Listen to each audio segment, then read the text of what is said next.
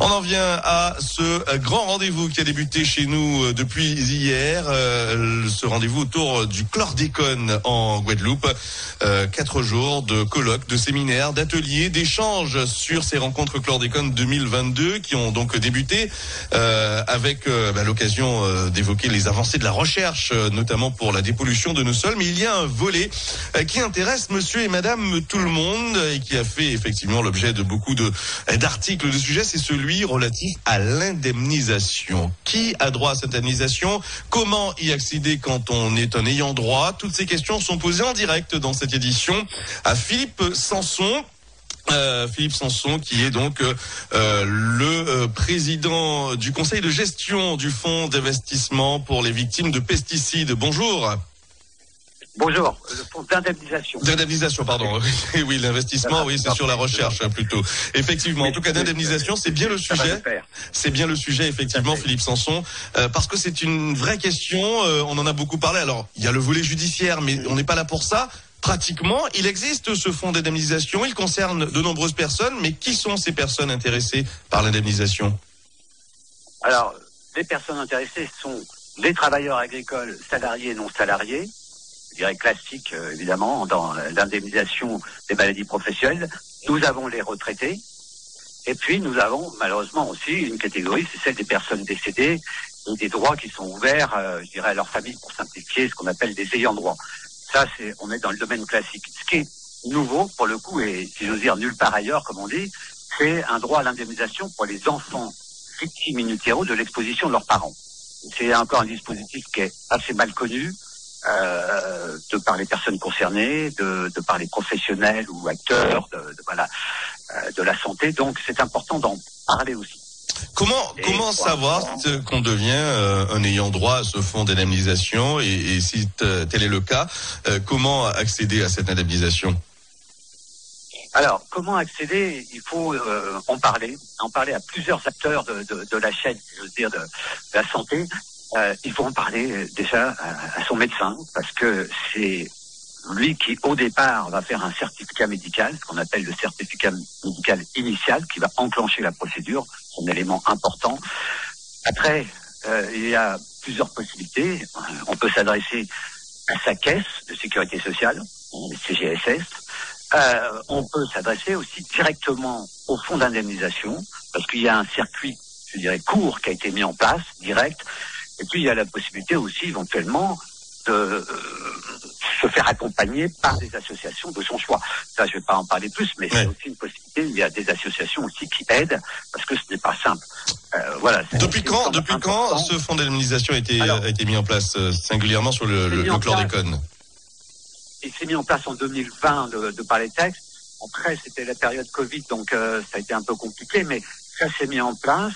Et on a vu une montée en charge, si je veux dire, assez forte, parce que on était globalement, nationalement, on est passé de 220 à 326 dossiers en 2021, et là on est à plus de 600 au niveau national.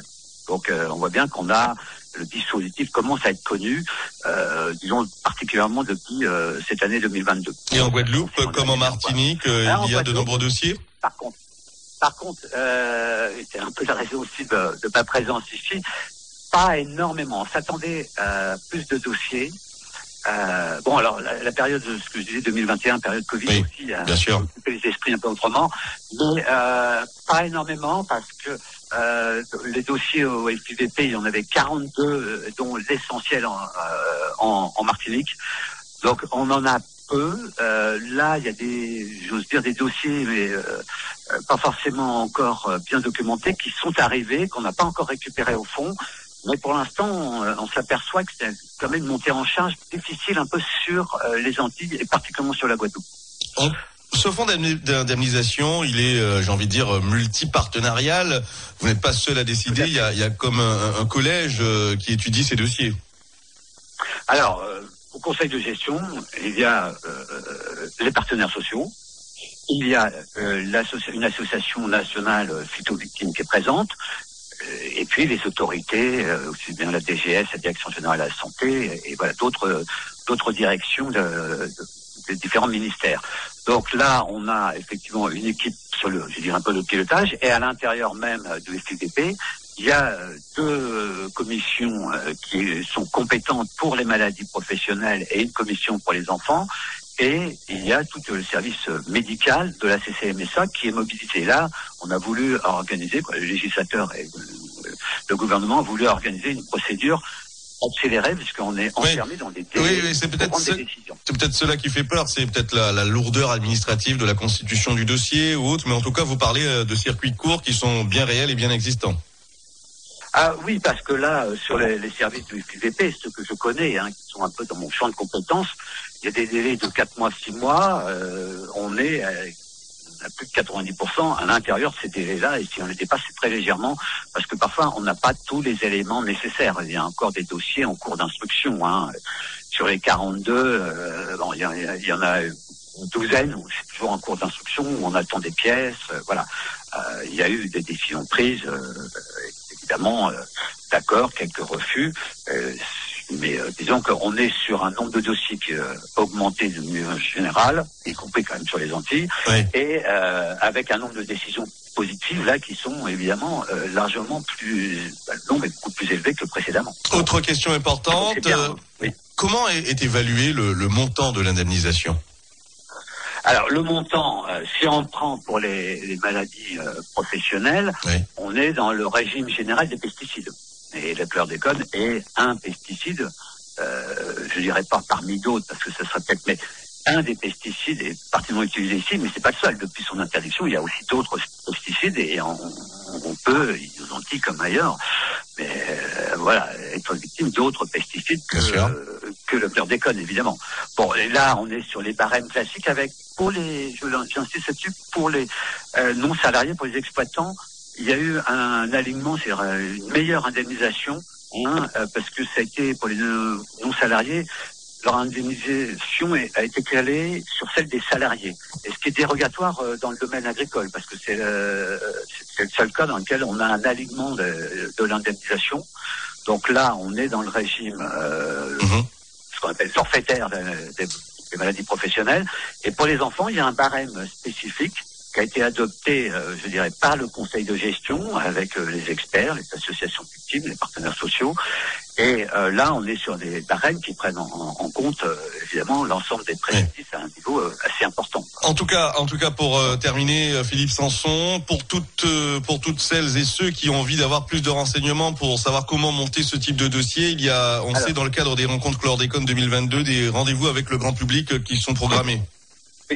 Oui, alors, chose simple aussi, il y a un site du fonds d'indemnisation, FIVP, voilà. Vous cherchez sur Internet, vous le trouvez, qui est très bien fait. On a fait, je dis ça pour toutes les personnes, pour vous aussi, beaucoup d'informations abrégées. On a essayé de voilà. Donc, alors on tape tout simplement FIVP sur un moteur de recherche. On tombe directement sur le site fond-indemnisation-pesticide.fr avec toutes les infos. Merci en tout cas d'avoir été notre invité ce matin sur l'antenne d'MFM. On rappelle que ces rencontres Chlordécone 2022 se poursuivent chez nous en Guadeloupe, et je vous le disais à l'instant, il y a des rencontres programmées avec les différents publics. En tout cas, avec les professionnels de santé, ce sera le 13 décembre, donc ça veut dire aujourd'hui. Les professionnels de l'élevage, le rendez-vous est fixé au 15 décembre. Et puis avec les acteurs de la communauté scolaire, donc c'est toute la semaine. Et enfin, le grand public est invité à un petit causé. Ce sera donc le 15 décembre de 18h30 à 20h30 au centre culturel Kanawa. C'est à Trois-Rivières, donc le centre culturel Kanawa, pour avoir toutes les informations donc dont vous avez besoin sur le chlordécone, je vous l'ai dit. C'est un très grand rendez-vous qui se déroule chez nous en Guadeloupe, les rencontres Chlordécone 2022. Allez,